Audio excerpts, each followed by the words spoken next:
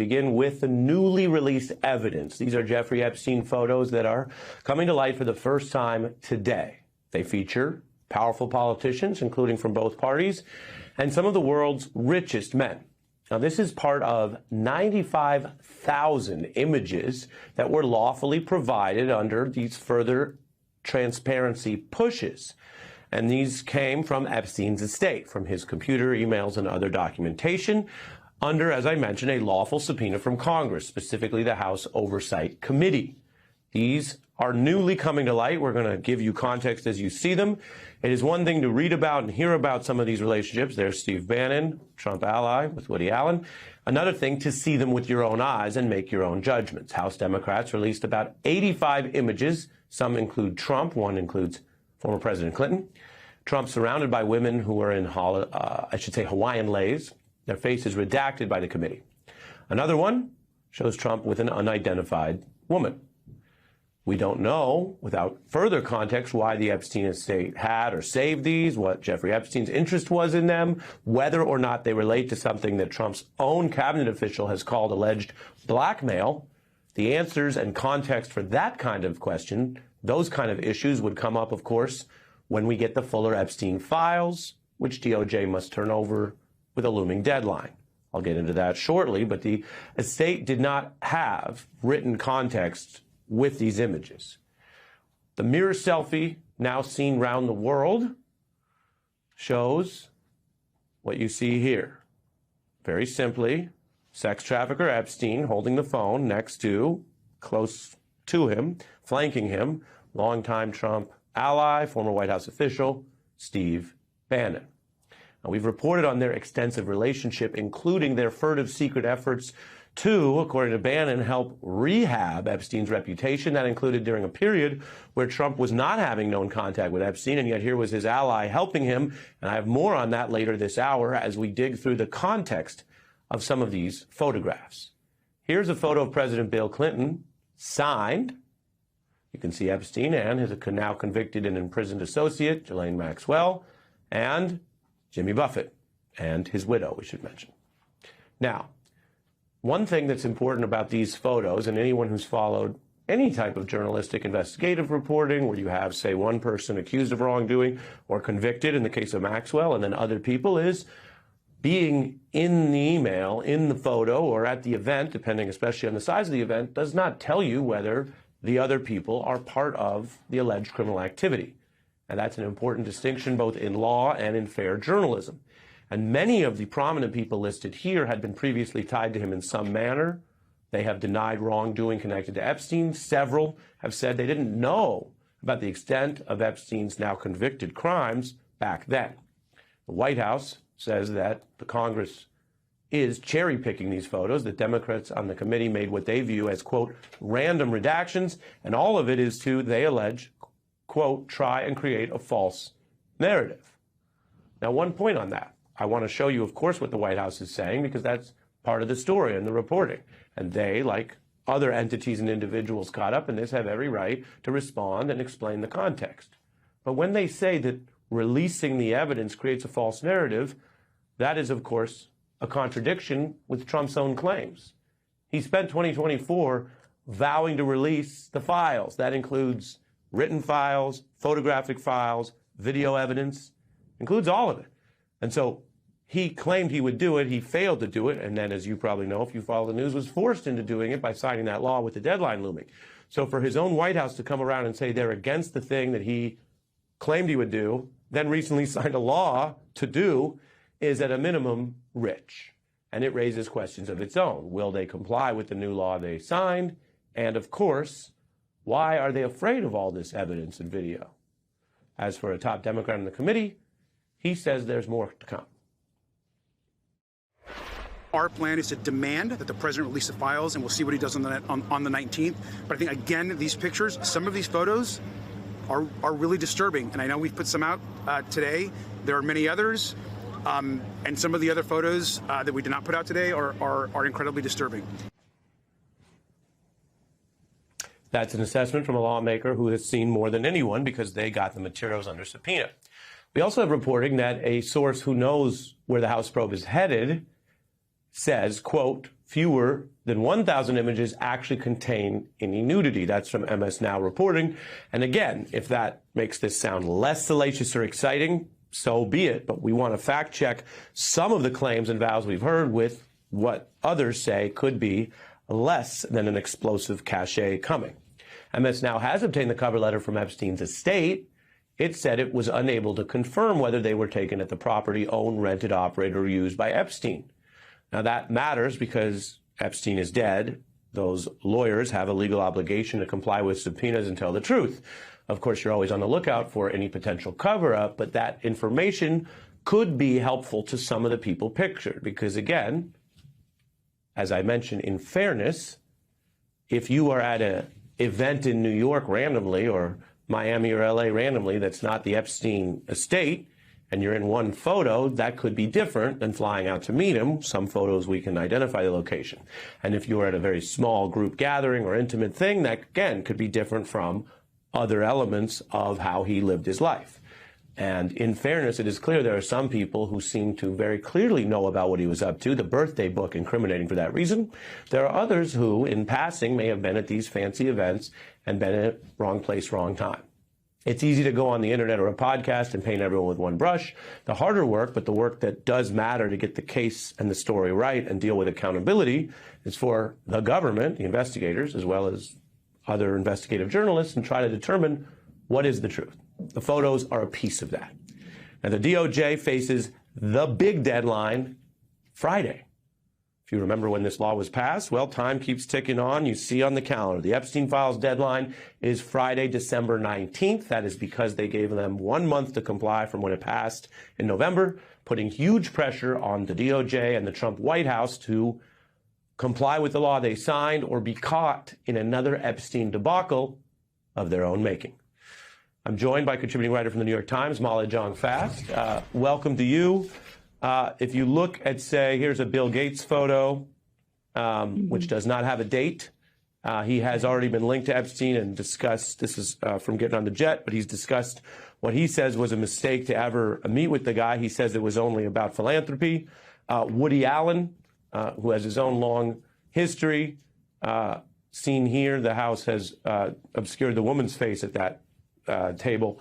What does a picture worth 1,000 words mean with evidence like this coming public for the first time tonight? Well, what I think is really important, Ari, is what you said. Again, a picture can mean any number of things, and none of these people are guilty being in a picture, right? We just don't know. We don't have enough information. One of the things that I think is really important to remember about this is we're getting this information because oversight has really been doing its job. And Robert Garcia, who you showed before, is the ranking member of oversight.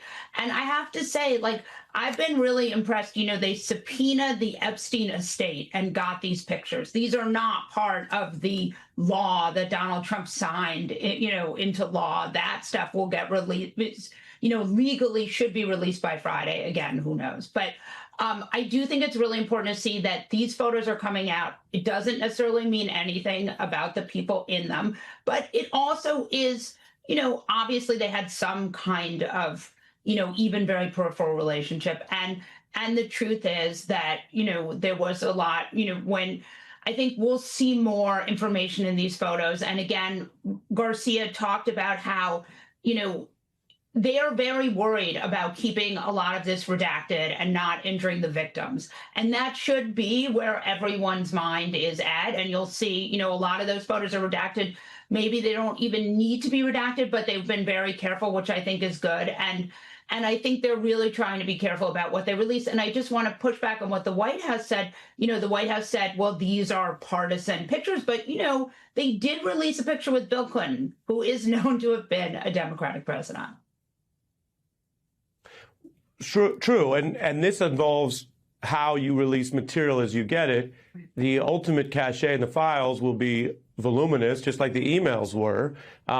It really comes down to order. I mean, we live in a culture now where not everyone finishes the article, let alone a book-length set of Epstein files. So they did release, for example, those early emails, and there was a lot of discussion that the first ones mentioned Trump, but we got all the emails. I have more to remind people about the Bannon relationship because we got the emails that blew the lid on things. They were in email saying, let's keep this a secret, private entrances, cloak and dagger. Now we have the selfie photos. So I have more on that later tonight, but to the point of selectivity, yeah, you get more of it. The deadline looms, and it is interesting that the House is trying to sort of say, if you play games on this, we already have some of this stuff.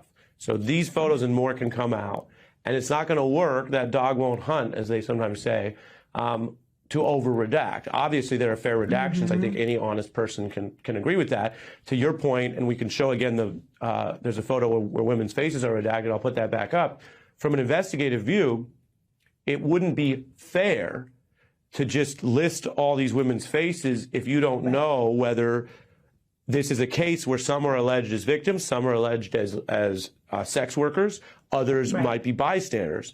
So you don't just put someone's face out on TV and the internet and half the audience thinks that they fit a category. That's not fair to them. And this case shouldn't resolve with transparency that smears women. I don't think that's additive. I don't think that's what honest brokers would do. I want to play a little bit of Republican Massey talking about the deadline. Take a listen. If DOJ doesn't release the files it has by next Friday, is there anything Congress can do to compel that to happen? Well, I mean, it's a crime if they don't. It's not like they're in contempt of Congress because they didn't respond to a subpoena. This is a new law with, criminal implications if they don't follow it. That's some of the heat they're putting on. The truth is a bit more nuanced. You can go back to Watergate. There are fights about evidence where even a lawful subpoena or a law from Congress signed by the president takes a lot of time if the executive chooses to fight. These pictures, some of these photos are really disturbing. And I know we've put some out today. There are many others. And some of the other photos that we did not put out today are incredibly disturbing.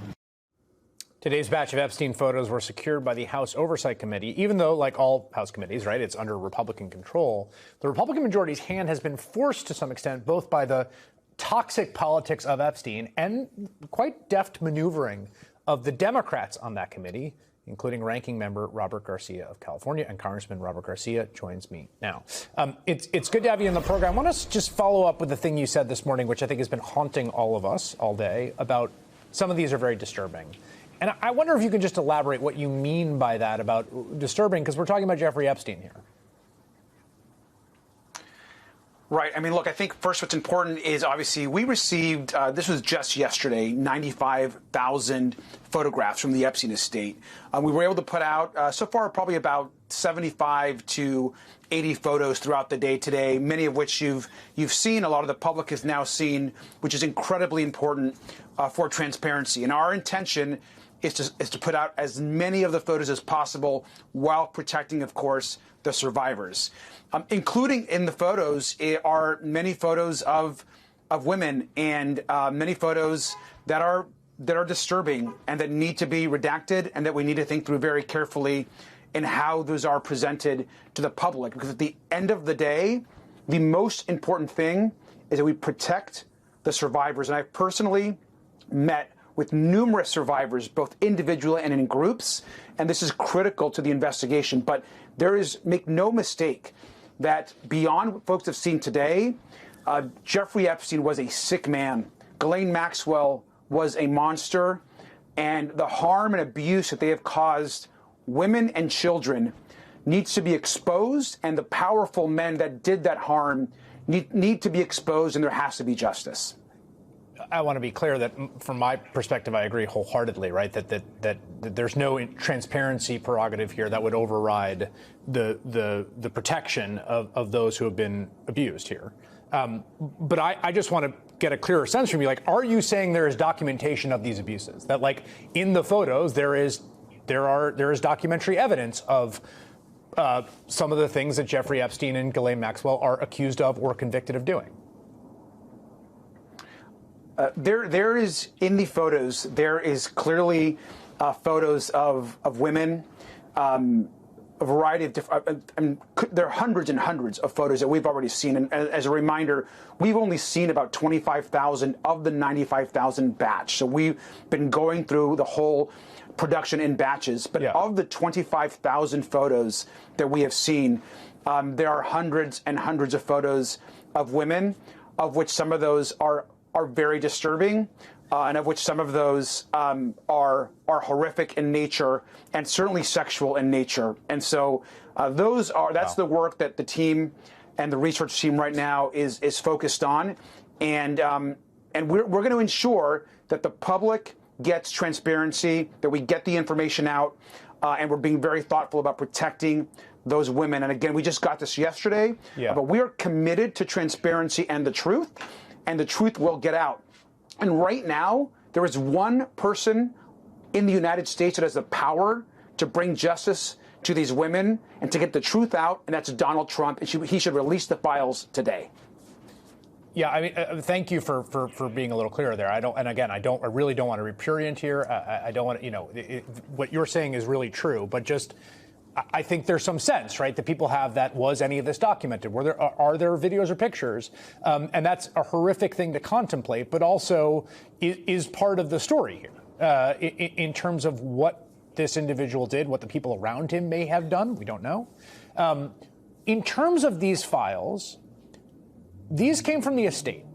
Now, I want to ask you something that was raised by my colleague Lisa Rubin in the first block of this program, which is, she seemed to indicate that your committee has a lot of files and only a small sliver of them have been made public, that there are bank files, that there are other things, and I can't tell how much those are affirmative decisions being made by the chair, Jim Comer, how much those are working your way through production carefully. Like, how would you describe why we have seen what we've seen and why we haven't seen what we haven't seen, if that makes sense? Absolutely. Look, I think first what's really important here is that every single document, photo, video that we have is because we have fought for them on the Oversight Committee as Democrats. And Republicans, every single step of the way, have tried to block the release. They try to stop our vote on the subpoena. Donald Trump brought in members of Congress to the Situation Room, tried to stop the vote from happening on the floor. And so Republicans, Mike Johnson, James Comer, at every single turn have dragged their feet and participated in this White House cover-up.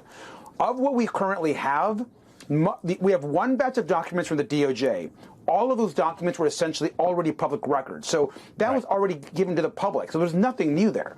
Of the other documents that we have, much of what we have either is already in the public record, Democrats have already put out as a committee, and we still have not put out yet fully are the bank records. And I'll tell you why. We're working right now with our partners on the Senate Finance Committee, in both the Senate and the Financial Services Committee in the U.S. House. And we are carefully going through a complex system of documents, ledgers, bank statements that connect money laundering, we believe, possibly, and also information about who was paying who and where Jeffrey Epstein was receiving all of his resources from. And I'll note this one other thing, which is important. The Republicans only decided to subpoena two of the banks, Deutsche Bank and JP Morgan. We've asked for over 20 banks to be subpoenaed. So we need Republicans to join us and subpoena the 20 other banks where we want to get information from. All of that is going to be critically important in the weeks and months ahead. But I'll tell you, Chris, we're making really, really good progress. So if there are images here, I mean, one thing that's striking to me is something that Andrew Weissman said earlier in the program. And this pertains to, say, the birthday book, right, which in some ways I think kicked off a lot of this. The Wall Street Journal is reporting about that. Am I right that nothing from the estate has ever come into the custody of law enforcement? That everything being turned over by the estate, including the photos you got, like this is the first time U.S. government representatives or anyone has gotten this information? Is that true? We're actually not sure what representatives of the government or the DOJ may have that the estate also has. There's certainly a lot the estate has that according to some at the DOJ, they do not have. Look, the birthday book, Donald Trump spent weeks saying it didn't exist, as we remember. Right. There have been comments from members of the DOJ and members of the administration that they weren't aware, obviously, of some of what the estate has. And so that is likely true, that there are documents and photos that we're releasing to the public, including possibly ones that we released today, that are not in the possession of the DOJ. But I also want to be very clear that what we've released and what we have is a tiny amount of production compared to what the DOJ has. From what we understand from talking to folks at the FBI as well as the DOJ, there's an enormous amount of documents, of records, of photos, of videos, and other materials in the possession of the Department of Justice. And so if we really want to solve this investigation and bring justice to the survivors, the DOJ is where the information is. And now we're going to collect it. If they choose to redact information or if they choose to not give us full information, we're going to get to the truth, even without the DOJ. But they need to do the right thing right now and release all the files. All right, Congressman Robert Garcia, who sits on that oversight committee. Thank you so much. A very busy day, and I appreciate you coming by. The release of those new photos from Jeffrey Epstein's estate that we've been reporting raises a fresh set of questions, and I'm hoping my next guest can help answer them. Democratic member of the House Oversight Committee, Congressman Suhas Subramaniam of Virginia, is with us now. Congressman, it's good to have you here. The Democrats tell us that the committee got 95,000 plus images. Just 19 were released today. Can you help us understand what went into the discussions to release these specific pictures? Like, how are you going through these materials? Yeah, so first, we've only gone through about a fourth of the 95,000 images and documents. So there's a lot more to be found. But certainly, these 19, I think, paint a picture of a couple of things. One, they show us that all these rich and powerful men, Democrats and Republicans, who were rumored to be associated with Jeffrey Epstein, were found in pictures in Jeffrey Epstein's estate. That's where these pictures and images are coming from. Jeffrey Epstein kept these in his estate. And so the second thing is, Donald Trump keeps saying that he didn't know anything about Jeffrey Epstein's crimes when he knew Jeffrey Epstein. Yeah, here he is once again with many women. We don't know if they're victims or not, so that's why we blocked their faces. But again, Donald Trump keeps coming up. And former Prince Andrew, now Andrew, keeps coming up. Some of these other folks keep coming up. And so this is more evidence of some of the associations that Jeffrey Epstein had with rich and powerful men. But there is no context surrounding them, right? So, for example, we don't even know, were these pictures taken after he was a convicted sex offender? So should there be concerned about maybe guilt by association or people taking implications away from that aren't necessarily fair?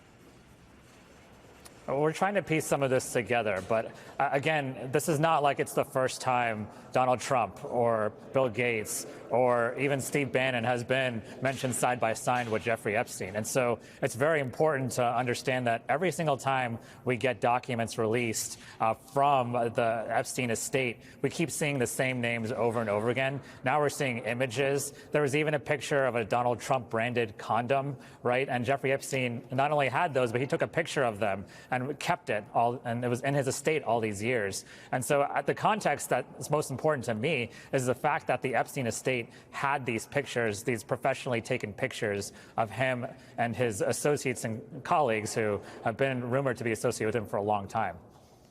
There was also some concerns raised about some of the women who, again, their faces were blurred, but they may be able to recognize themselves, or people who they knew around that time may be able to recognize them. What were the conversations surrounding trying to be as specific as you can about not re-traumatizing these survivors and their families? Right, yeah, that's been a high priority for us. And that's why we've been in contact with the victims' families and the victims themselves to make sure that when we're releasing photos and files, when we're releasing documents, that we redact them when they wish to be redacted. In some cases, like last time with Virginia Giuffre, we actually saw that the Trump administration unredacted her name. And so we don't want to do that. We don't want to out victims or have victims come forward through our process process. So we're going to continue to be vigilant about that. In the end, though, these documents were not part of the DOJ documents. This is just the estate. And this is a subpoena that's 4 months old that the Trump administration hasn't responded to. And so they have till next week to follow the law now because he signed that bill. And so we're very interested to see that. This is only the tip of the iceberg. So people need to recognize that. Well, there was also a comment that was made by your colleague, Robert Garcia, who suggested that there are some of these powerful people that the committee might want to talk to. You're a lawyer, and so you understand how investigations work. Who would you still like to speak to? What do you think are the clear questions that the American people have a right to get an answer to, and from whom? Some of these names come up over and over again. And so I want to talk to the people who visited his island. I want to talk to the people who visited his mansion over and over again. And I certainly want to talk to anyone who has information about the inner workings of Epstein's crimes and his criminal ring. And so we have, Ghislaine Maxwell is a serial liar. She's not told us the truth. She's not a reliable witness. But we want to talk to some of these other folks like Andrew. I want the Clintons to come forward. I want everyone to come forward who has information about Jeffrey Epstein. And so that's why we've agreed to subpoenaing many of these folks, and we're going to continue to try to get as much information as possible. That's what any lawyer would do in a situation like this. The Epstein estate has been producing records to comply with the subpoena on a rolling basis, if I'm correct, Congressman. What else do you expect to obtain, and how quickly?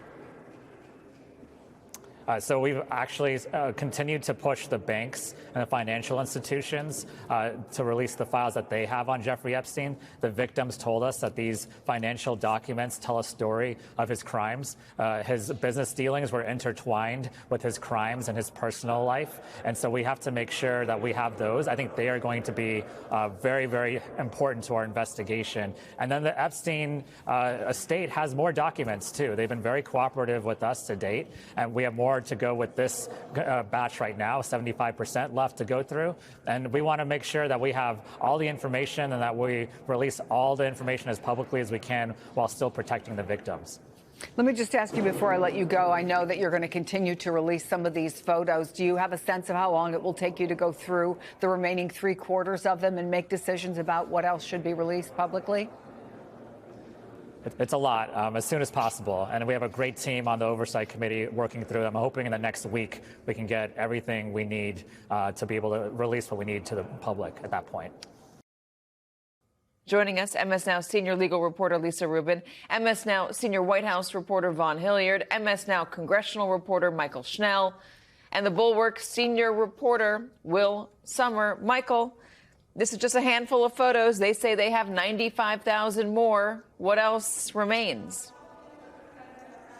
Yeah, Katie, as you mentioned, the committee saying that they got a tranche of 95,000 photos from the Epstein estate. And let's just take a step back and remember, this comes from that subpoena of the Epstein estate that the House Oversight Committee had passed over the summer. Now, Robert Garcia, he is the chairman of the House, he is the top Democrat on the Oversight Committee. He said they just released some of that tranche today, warning that other photos that they haven't released yet are, quote, disturbing. It was in that audio that you played just before. Now, the committee says they are reviewing these other photos on a rolling basis. They plan to release them on a rolling basis, but they're already reverberating what has been released within the walls of Congress up here on Capitol Hill. We did hear from Speaker Mike Johnson earlier today. He said he hadn't yet reviewed the photos or seen the photos. He's been busy with other subjects. But I want to talk about what Leader Jeffries said, House Minority Leader Hakeem Jeffries. He sort of got into the idea that we could potentially have more information on the horizon next week. And that comes from that bill, the Epstein Transparency Act, that Congress passed last month that essentially compels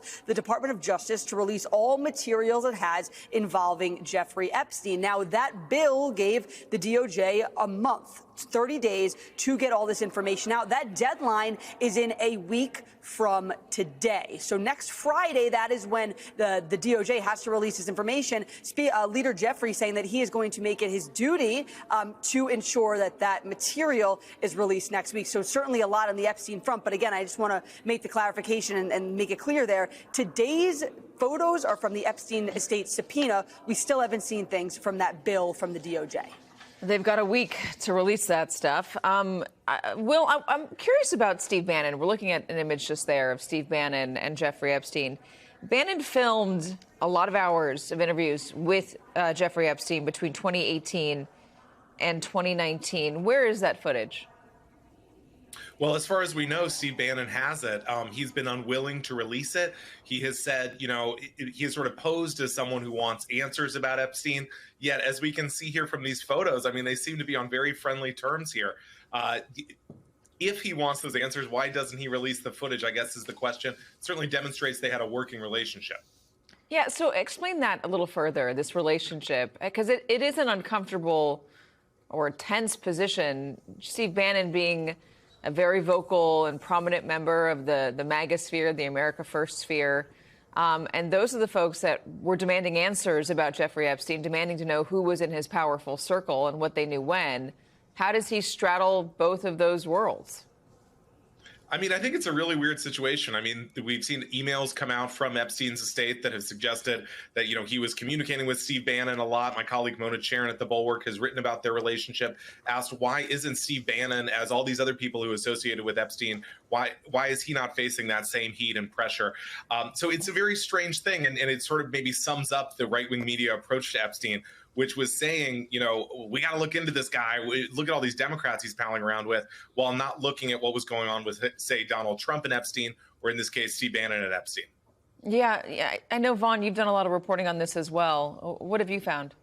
Right. I've actually talked to Mark Epstein, the brother of Jeffrey Epstein, about the relationship between Steve Bannon and his brother. And this was back in late 2018, the first half of 2019, before Epstein was rearrested by federal authorities. And the two men, according to Mark Epstein, he was told that Bannon has 15 to 16 hours of footage. And over the summer, Bannon suggested that he's still working on this documentary that he claimed to have been working on back when he first filmed this back in 2019, and that he was going to release some parts of it at the beginning of 2026. We haven't heard an update on that suggestion. But the two men, according to Mark Epstein, this was an effort to rehabilitate, according to Mark Epstein, the image of his brother. Of course, this was at a time in which he had been released, and he had gotten that sweetheart deal at that point in time. This picture, we believe, is in New York. That is where the two men had spent a significant amount of their time together there.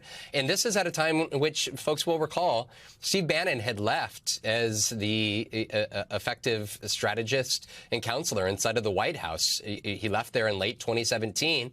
And so this was during that intermediate period of which Steve Bannon was kind of in no man's land, figuring out what was his next act. And so there's a lot of questions as to exactly what are on those tapes, not only that he has, but also the other author that whose name I'm missing here at the top of my head here, who also has hours of recordings that he said that we have not seen here released either.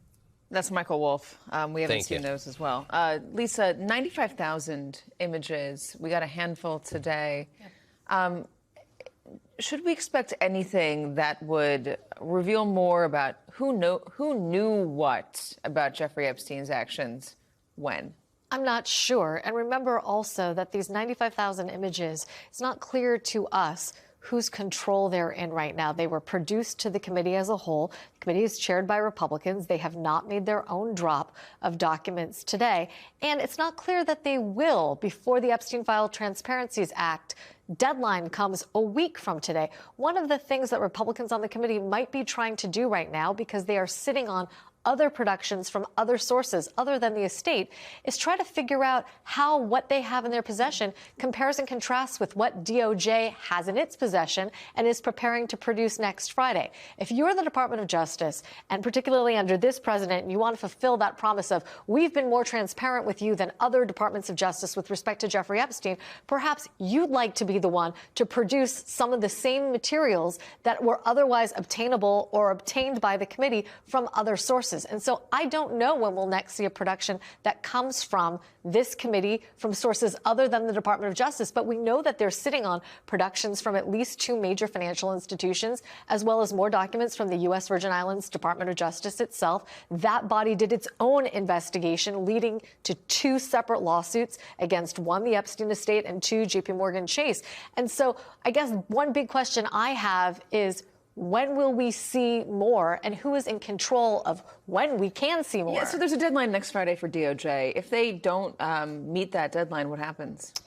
It's a really interesting question. I mean, we've seen Thomas Massie on camera today suggesting that a failure to comply with the Epstein Files Transparency Act would be criminal. I certainly don't see criminal penalties written into the text itself. In fact, I went back to it to look to see what Mr. Massie was talking about that I had missed. He might be referring to some other more general would it be contempt criminal of statute? Congress? I mean, it's an interesting question whether failure to comply with a statute that requires itself turning over materials to Congress is itself contempt of Congress. But perhaps that is what he is talking about.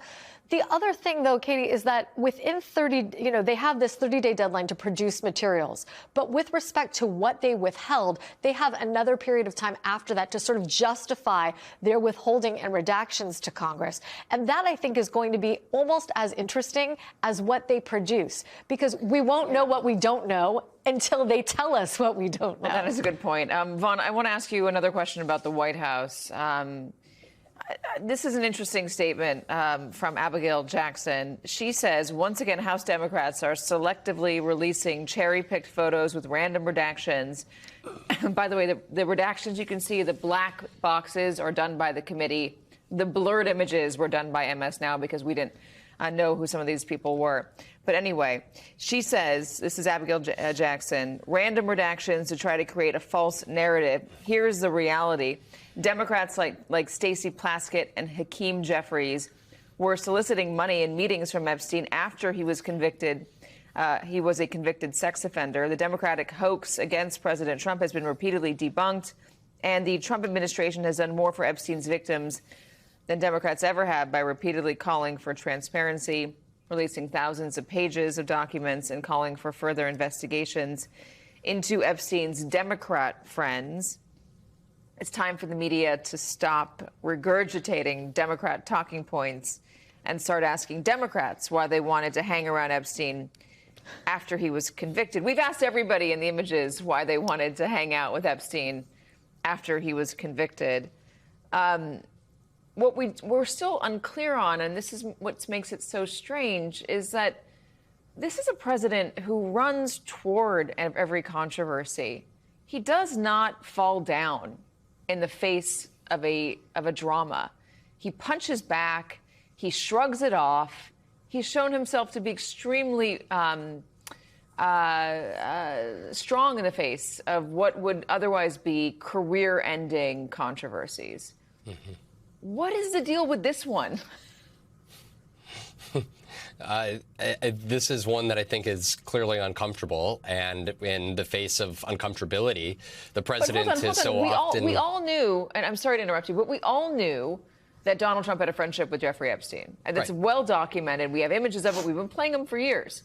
So what else could be in there that is more surprising or more revelatory than what we already know? I mean, we expect him to be all over these pages. We've got reporting that says he is all over these pages, according to the DOJ. Right. And they continually say, as the White House did in that statement there, that there has been no criminal wrongdoing alleged to the president. But what is not criminal doesn't make it ethical or doesn't make it morally right or righteous. And if one was around conversations or experiences in which there was womanizing taking place, or the knowledge that there would be potential harassment or even assault, to what extent is one culpable for the denialism that could have existed? And I think that is where there's an uncomfortable conversation for the president and this White House in the year of 2025. We have watched him now repeatedly deny not only the extent of his relationship with Jeffrey Epstein, he denied knowing E. Jean Carroll. And then when a photo came out, he acknowledged, okay, well, I don't remember her exactly. And that is where, time and again, the president's denials of sexual harassment made by now more than 24 women have been met by such such strident pushback. And essentially what you have is mounting evidence that the president has engaged in morally questionable relations with women over the course of his many decades as an adult here. And where does this go from here? I mean, we have more photos and more that show him having a deeper relationship with this man than we previously knew. So again, is it criminal wrongdoing? Perhaps not. Hopefully not. But I think for Americans that are looking at who their commander-in-chief and leader of this country is, I think that there's a lot of questions about who he morally surrounded himself by and the extent to which he did or did not know information that could have protected other women from being victimized over the course of those years that followed. I wonder if we can talk about the latest document production that y'all just made. Can you talk about the context that we don't have around these images at this point, because it's just photos, although it comes from emails and the computer? Sure. Let me begin by saying that obviously, oversight Democrats have been committed to transparency, and any time that we receive information from whether we've sent the subpoena or whether we have fought to get that information, we're going to put it out to the public, and that's, I think, the most important thing. Obviously, just last night we received about 95,000 photographs from the Epstein estate. I want to be clear, our committee, Oversight Democrats, have gone through maybe about 25,000 of them so far, so there's an enormous amount of photos that we have not gone through. It will take days and weeks to ensure that we go through those photos and that a redaction is done in the appropriate way. Let me just also say that clearly, we have put out, I think, maybe 15 to 20 of those photos this morning. Democrats have. We will continue to put out more photos in the days and weeks ahead. But I just caution folks that the redaction process and ensuring that we are protecting the survivors and the women who were abused by Epstein are protected. What else do you anticipate to get in this document production? What else do you expect you'll see when more of these come out? I will say that there's obviously 95,000 photos. There are many, many photos of women and of some of Epstein's properties, which is a significant portion of these photos. These photos were basically in the possession of the Epstein estate, and so that includes pictures that maybe were sent to Epstein. Perhaps he took himself. We know there's some that he took himself that others took, but they were in his possession. And so that is what's important. And obviously, there are photos of powerful men and folks that we want to have an opportunity to speak with and ask questions of. The thing right now that's the most important is there is one man who has the power to release the files and get to the truth and bring justice to the survivors, and that's Donald Trump. And Donald Trump right now needs to release the files to the American public so that the truth can come out and we can actually get some sense of justice for the survivors. So what's your plan going to be if the Trump administration doesn't release the rest of the files? What do you think the significance of these photos is? Because some of these are folks we already knew had associations with Jeffrey Epstein. I think anything that we release is significant. I think people should be able to make judgments on their own as to what they see in these photos. For us, this is about transparency. If we receive information or pictures or anything else, videos that we put out last week, and I think it's important to note that it's been Oversight Democrats that have fought every single time to release all this information. And there is a White House cover-up happening right now in not releasing these files that needs to end. There are women who were raped when they were children who just want justice. Let's release the files immediately. What do you think is going to happen on the 19th? They're supposed to put out all these files on the 19th. Do you think we're going to get everything they need? Do you think it's going to be satisfactory? I think that the Justice Department needs to put out the files today. What happens on the 19th, I'm hopeful they put everything out. It shouldn't be heavily redacted. The files shouldn't be tampered with. We should get the full production. There are hundreds and hundreds of FBI agents that have worked on putting these files together. They know what's in them. The president himself is aware of what's in these files. They tried to stop the release. We forced the action in Congress. It's time to release the files. Congressman, what's your plan going to be on the 19th, though, if the DOJ does not release these files? Right now, our plan is to demand that the president release the files, and we'll see what he does on the 19th. But I think, again, these pictures, some of these photos are really disturbing. And I know we've put some out today. There are many others. And some of the other photos that we did not put out today are incredibly disturbing. Will you subpoena the estate for the email components attached to them? We of course, every time that we've requested a subpoena, Republicans are the ones that are able to actually enforce that. So we have forced these subpoenas on Republicans. We forced votes on Republicans to subpoena. We need all the emails attached to the photos. We need all the bank records that yet Comer and the committee have yet refused to fully subpoena all 20 banks. We've done 2 banks. So there's a lot more information out there. Is Chairman Comer helping in this effort? I mean, what's your engagement with him on getting Look, I think there have been some instances where House Republicans have obviously worked with us to try to get some information, but it has been a struggle. We had to force that very first vote and get a couple Republicans with us to force that initial subpoena.